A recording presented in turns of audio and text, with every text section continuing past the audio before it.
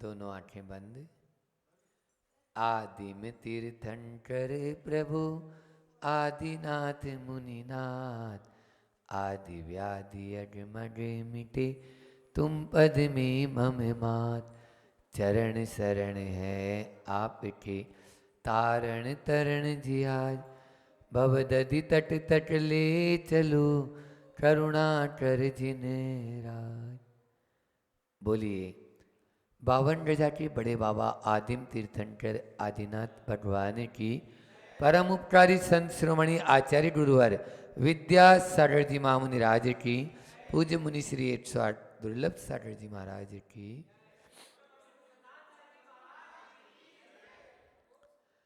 कल एक महत्वपूर्ण और ज्वलंत विषय आप लोगों के सामने मैंने रखा, जिसको चिकित्सा माफिया के नाम से जाना जाता है। चिकित्सा माफिया मतलब है चिकित्सा में जो घालमेल आ गया ना, चिकित्सा करना किसकी है और हो किसकी रही है। आचार्यों ने, हमारे गुरु जी ने हाइकू दिया। कल मैंने कहा भी था कि रोगी की नहीं, रोग की चिकित्सा हो, अन्यथा भोगो। इस 17 अक्षर में आचार्य श्री जी ने बहुत राज की बात कही और उसका अर्थ भी आपको बताया।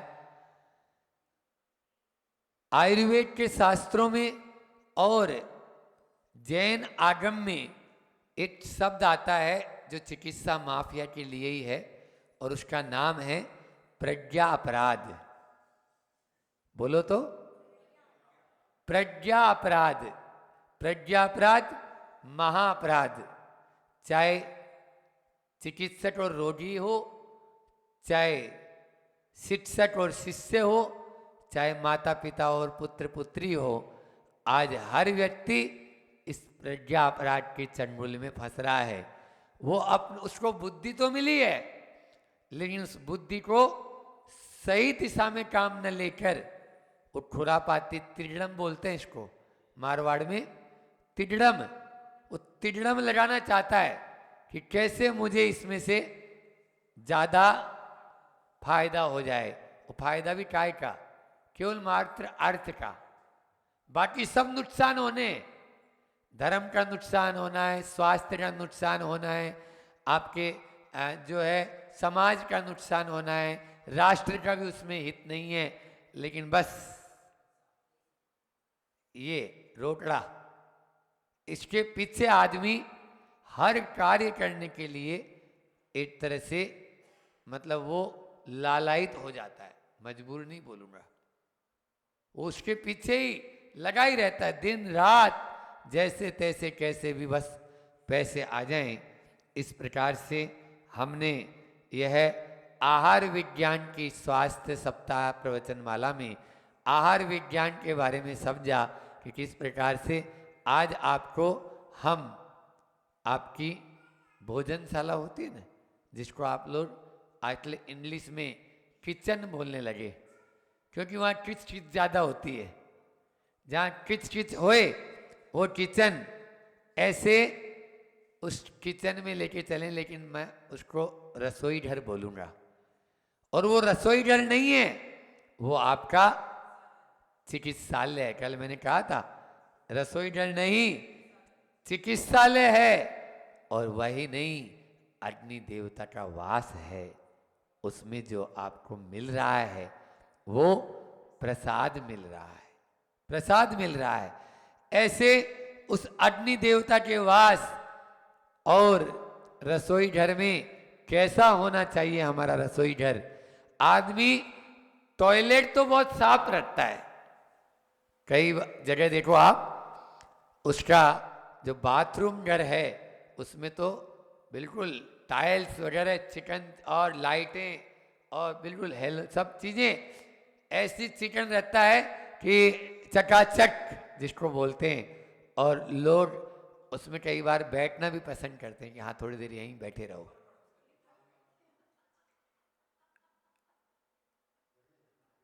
लेकिन रसोई घर बिल्कुल अंधेरे में बना रखा है तो थोड़ी काम होगा।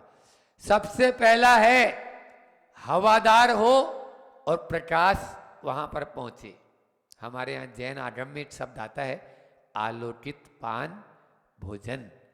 आलोकित पान भोजन का मतलब है आप जहाँ बनाते हो वो भी आपका उजाले में होना चाहिए।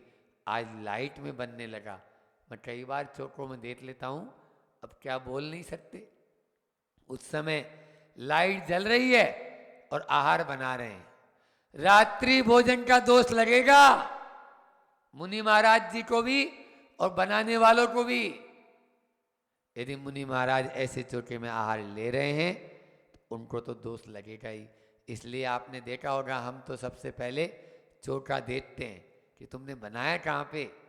कई चौकों से या तो लौटना होता है और या लाइट जलती दिख जाती है तो अंतराय करके अपना आ जाते हैं। ये क्यों? क्योंकि आपने आलोकित पान भोजन का पालन ही नहीं किया। कैसे आप स्वस्थ रहेंगे? स्वास्थ्य की बात करने वालों, स्वस्थ रहने के लिए सबसे पहला जरूरी है दिन में भोजन बनाएं और दिन में भी ऐसा हमारा चौका हो जिसमें हवा और प्रकाश दोनों उपलब्ध हो। तो सबसे पहला है चौके में हवा और प्रकाश हो। 4 बातें करूंगा। दूसरा है स्वच्छता, सबसे ज्यादा जरूरी।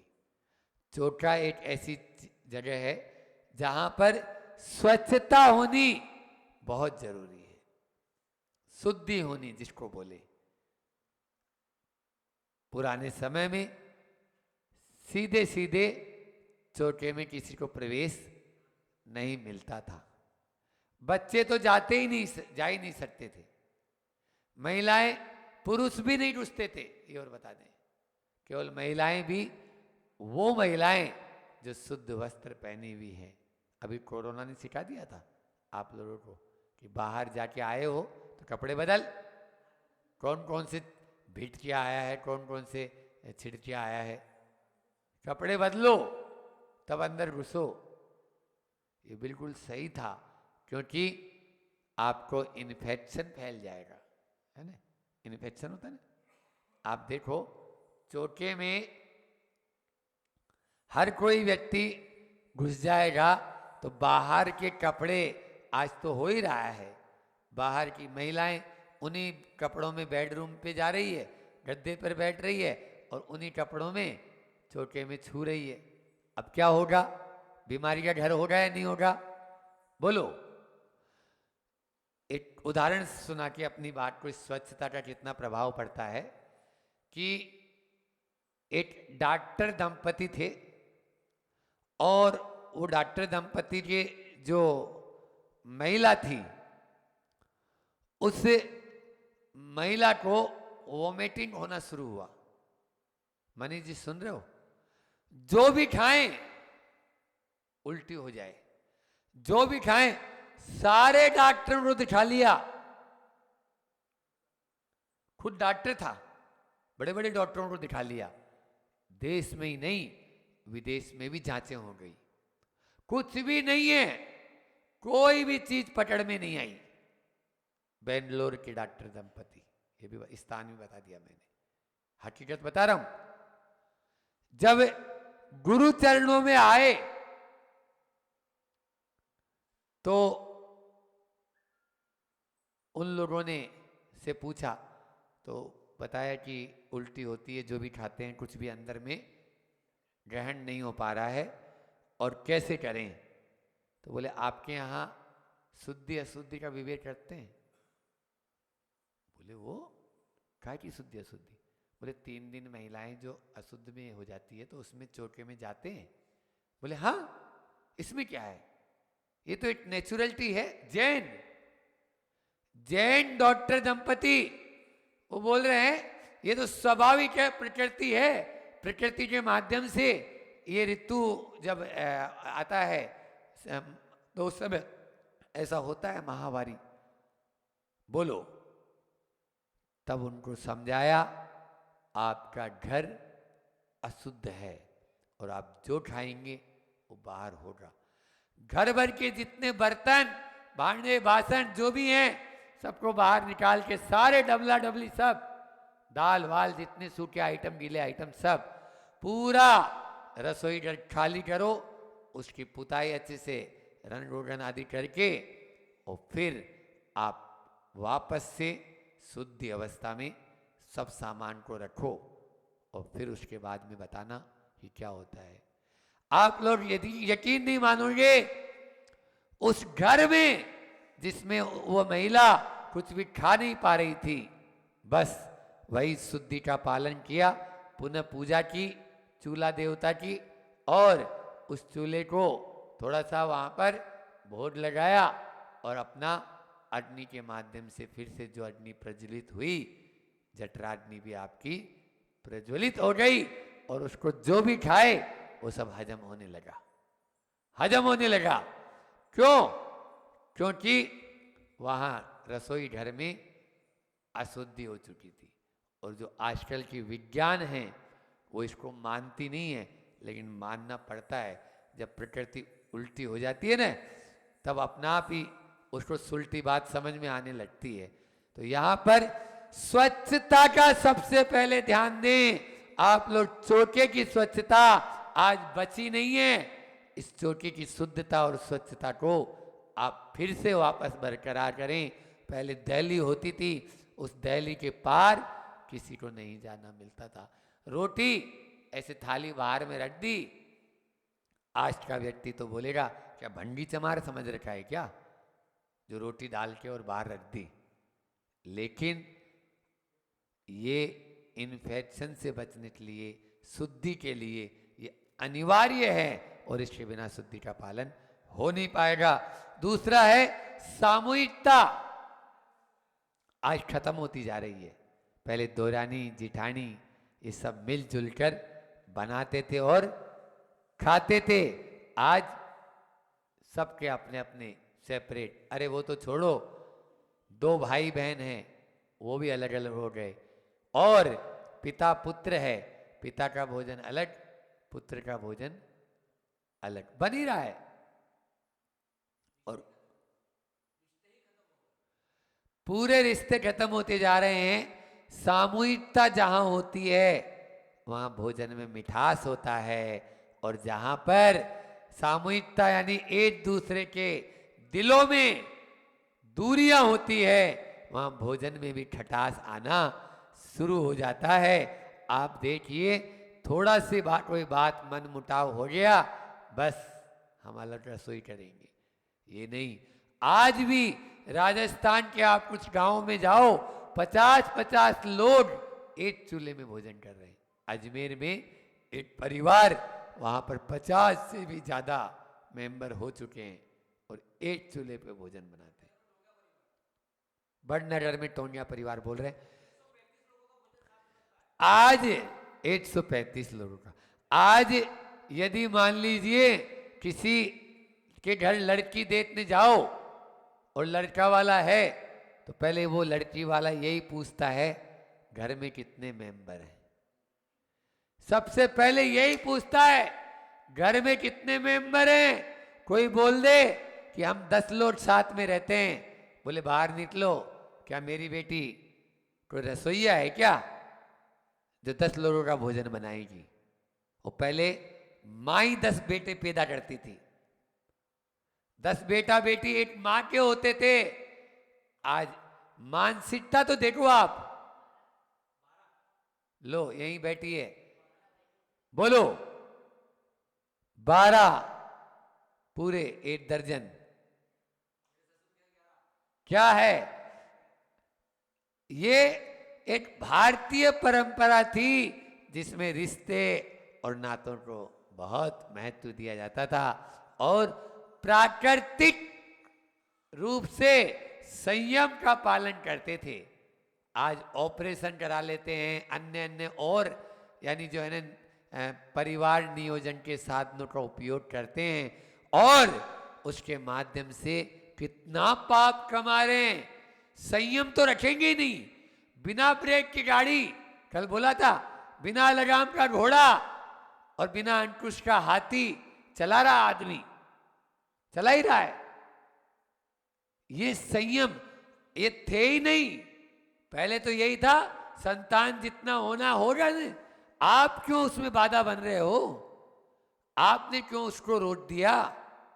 ये आज की महाविकृति का रूप ले रही है और इसी का कारण है कि जैन समाज भी अल्पसंख्यक के कगार पे आके खड़ी हो गई। बोलो कहां 45 लाख जैनी थे अकबर के जमाने में, और आज 4.5 करोड़ जैनी थे अकबर के जमाने में, आज लाखों में भी नहीं बचे, लाखों में भी नहीं बचे। ये सोचने की स्थिति है। पहला स्वच्छता होना चाहिए भोजनशाला में, दूसरा सामूहिकता होनी चाहिए, और तीसरा मैंने हवादार और प्रकाशदार भोजनशाला हो, और चौथा है सादा सात्विक और संतुलित भोजन होना चाहिए।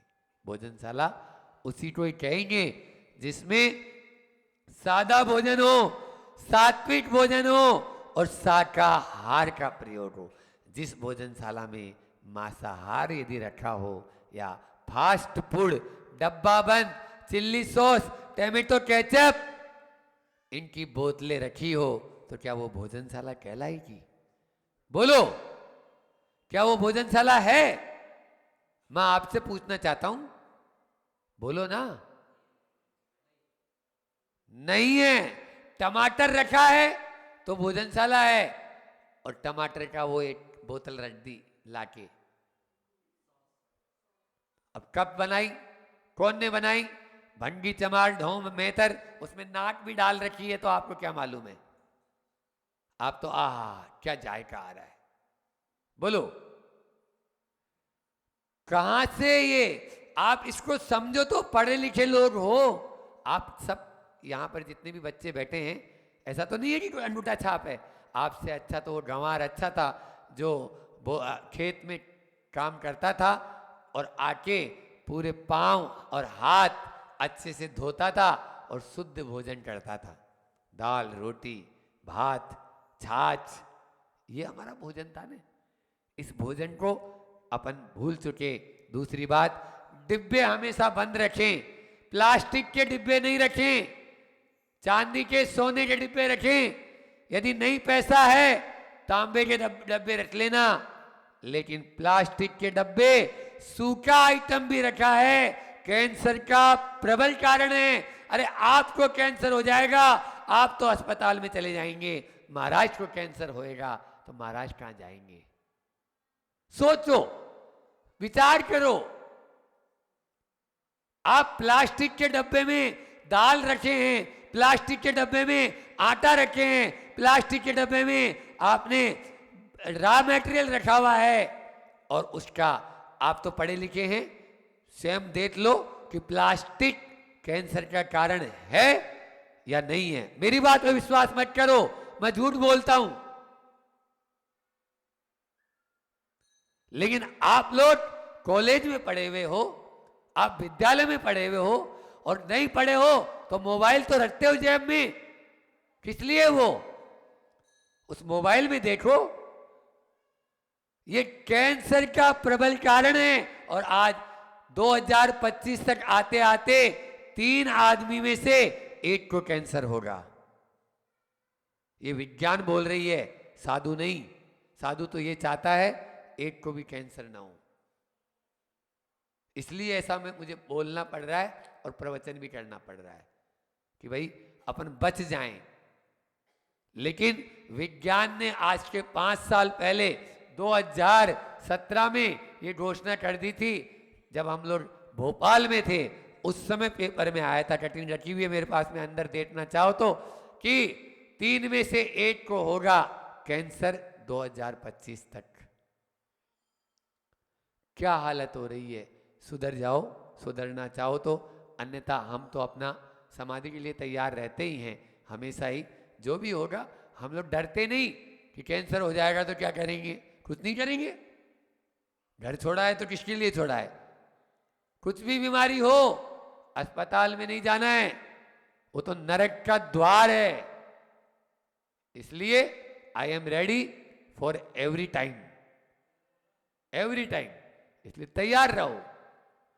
हाँ, आज अपन थोड़ा सा और आगे चलते हैं। तो ये डिब्बे प्लास्टिक के नहीं होने चाहिए, आप स्टील के भी ना हो, तांबे के रखें, सबसे बढ़िया। नहीं तो सोना और चांदी सर्वश्रेष्ठ रहता है। आप चांदी के और सोने के डब्बे बनाएं।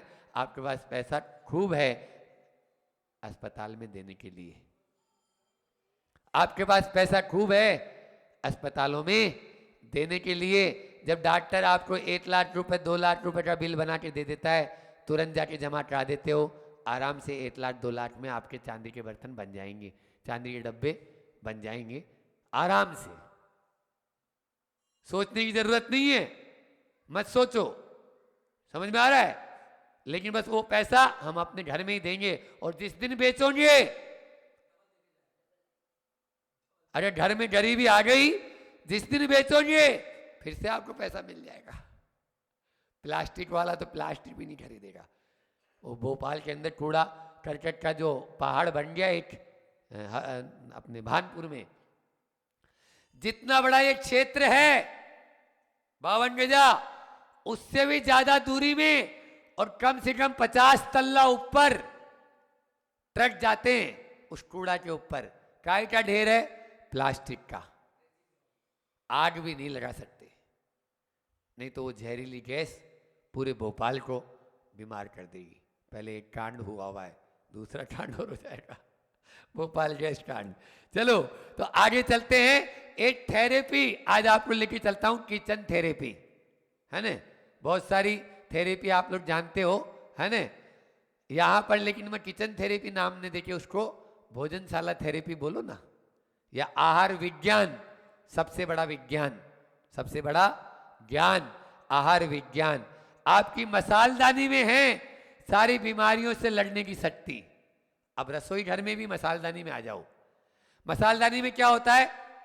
जीरा होता है, सौंफ होती है, सौंठ होती है, धनिया होता है, काली मिर्च होती है, लौंग होती है, होती है, और दालचीनी होती है, हल्दी होती है, मेथी होती है, बोलो ना, तेज पत्ता होता है, अजवाइन होती है, हींग होता है, बोलो, हाँ, और मिर्ची भी होती है। अब लास्ट में धीरे से बोल देते हैं उसको। लेकिन आप लोग खाली मिर्ची खाते हो, बाकी कुछ नहीं। समझ में आया? तो ये जितनी भी चीजें अभी मैंने नाम गिनाया, ये सब आयुर्वेद के अनुसार पूर्णतः औषधि है। चोट लग जाए हल्दी भर दो, बीटाडीन लगाने की जरूरत नहीं है। बीटाडीन कुछ नहीं, हल्दी है। लेकिन वो 50 रुपए की क्रीम आपको पसंद आती है, और ये 1 पैसे 2 पैसे की हल्दी आपको पसंद नहीं आती। अंतर इतना ही है। वो बीटाडीन की ट्यूब 50 रुपए की तुरंत ले आओगे आप जाके खरीद के, और यदि 5 पैसे आप 1 रुपए की हल्दी लगाएंगे तो अरे ये क्या है, हल्दी लगा दी। लेकिन ये नहीं मालूम इसी हल्दी से वो बनी हुई थी, और सड़ा के बनाई थी। उसको गला के सड़ा के उसको कैसी बनाई, कितनी जीवोत्पत्ति हुई, तब वो बीटाडीन बनी। लेकिन आपने वो उपयोग में नहीं ली। और जो घी, 4 चीज अपने घर में हमेशा रखना, याद रखो। सबसे पहला है फिटकरी, लिख लो, यदि पेन कॉपी हो तो फिटकरी, ठीक है। फिर दूसरा है मुलेठी, मुलेठी बताऊंगा। और तीसरा है अमृत धारा, अमृत धारा। और चौथा है गाय का शुद्ध घर में बनाया हुआ देसी घी। मैं रामदेव बाबा का नाम नहीं बोलूंगा, मैं अमूल स्प्रे का नाम नहीं बोलूंगा, मैं किसी ट्रे का नाम नहीं बोलूंगा। समझ में आया?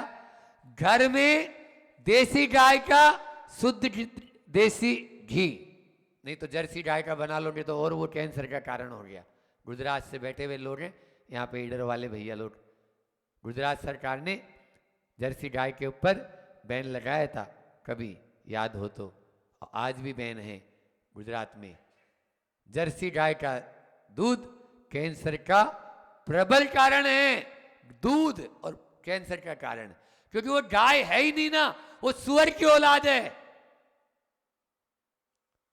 सुअर के द्वारा क्रॉस करके और आपको गाय का रूप बना के दे दिया, और खूब 50 लीटर 100 लीटर दूध निकाल लो, हाओ निकाल लो, पियो। हमारी गैया अच्छी है जो 1 लीटर दूध देती है उस 100 लीटर की बजाय, जो कम से कम देसी दूध कहलाता है, देसी गाय का कहलाता है।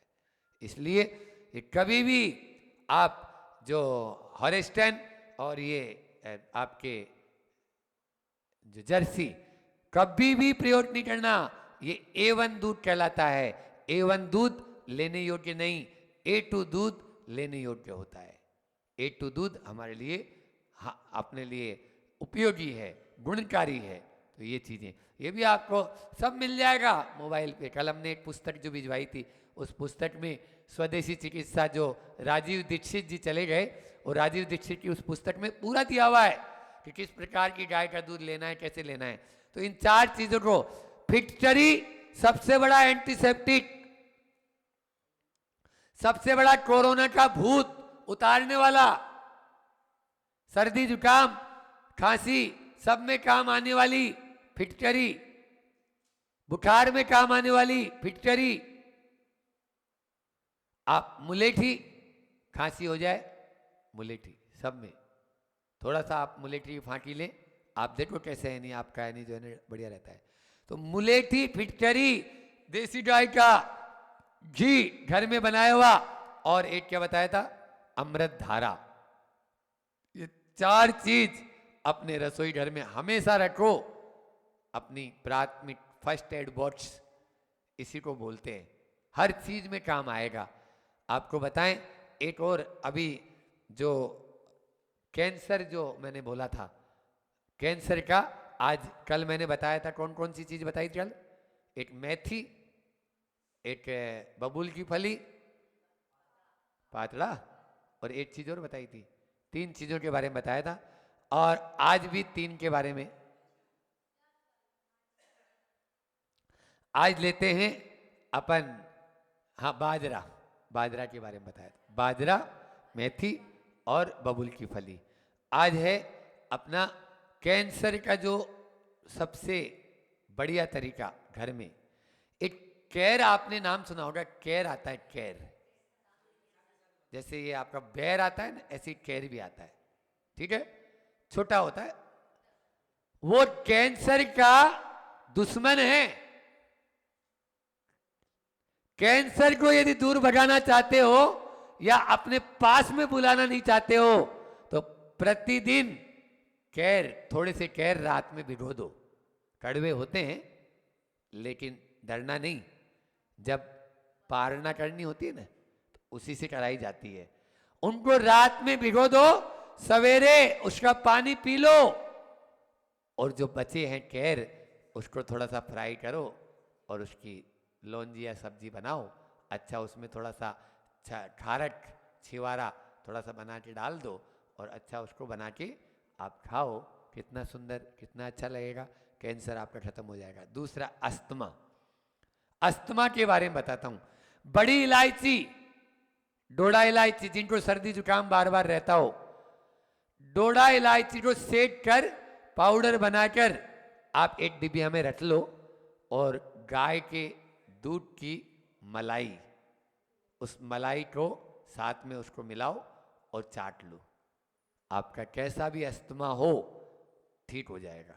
बस उस पे पानी आपको नहीं पीना है। और तीसरा एक और बता देते हैं कि अजीर्ण, जब आपको कब्ज हो जाए, अजीर्ण हो जाए, अपच हो जाए, तो कुछ नहीं करना है, बस गर्म पानी पीना है। मैं हमेशा कहता हूं 1 cup hot water is best medicine. 1 cup hot water is best medicine for all disease. सारी बीमारियों के लिए बस 1 गिलास या 1 कप पानी, तेज उबला हुआ, और जैसे चाय पीते हो ना वैसे सिप करके, यदि बुखार आ रहा हो तो आप केवल 1 गिलास पानी पी के देख लेना, हमारी बात पे यदि विश्वास करके, और सो जाना बस उसको पी के। थोड़ी सी देर में पसीना आएगा, आपका बुखार का टेम्परेचर डाउन। बोलो, लेकिन महाराज जी बुखार में तो हम फ्रिज का पानी पीते, पियो, कोई दिक्कत नहीं है। आप लोग बिना निमंत्रण के ऊपर जाना के लिए तैयार हैं, तो हमारी तरफ से कोई बात ही नहीं है ऐसा। तो यहाँ पर हमको 1 कप पानी आपकी सारी बीमारियों का इलाज, लेकिन गर्म और तेज उबला और धीरे धीरे फूंक मार मार के पिए। और एक बात और, rest is the best healer, लिख लो, rest is the best healer. आराम सबसे बड़ा है। घोड़ा थक जाए तो उसको चाबुक मार कर चलाने की कोशिश मत करें। चाबुक मार कर चलाना मतलब है पेन किलर खा के फिर से काम में लग जाना। पेन किलर खुद बोल रहा है कि दर्द को आपके मस्तिष्क तक नहीं जाने दे रहा, बस उसको बीच में मार दिया उसने, बाकी वह अभी फिर से और तेजी से उठेगा और आपके लिए हानिकारक बन जाएगा। इतना ही रखते हैं। इस प्रकार से रसोई घर में जो हमने आपको चीज़ें बताई, जो आपके मसालदानी में, उनके माध्यम से बहुत सारी आयुर्वेदिक औषधियाँ अलग अलग, आप लोगों चाहे पाचक चूर्ण बनाना हो, चाहे कोई सा भी, ये सब में काम आता है। चाहे वो सौंठ हो, चाहे सौंफ हो, चाहे हल्दी हो, इन चीज़ों के माध्यम से हम अपने स्वास्थ्य को बहुत अच्छे से अच्छा रख सकते हो। बहुत अच्छा प्रश्न इन्होंने पूछा कि भाई खातों की जो पूजा करने लगे हैं, क्या वो उचित है क्या? कुछ जगह, कुछ गाँव में कांटे बाट तराजू ये होते हैं ना अपना, आजकल तो इलेक्ट्रिक आ गया, पहले हमारे ज़माने में तो वो चलता था टाटड़िया वाला, तो हाँ, तो बाट वाला, तो वो, तो क्या इनके पूजा उचित है क्या? देखो बात ऐसी है कि हमारे यहाँ एक शब्द आता है शुभ लाभ। लाभ शुभ तो नहीं लिखते, आपका उत्तर इसी में आ जाएगा।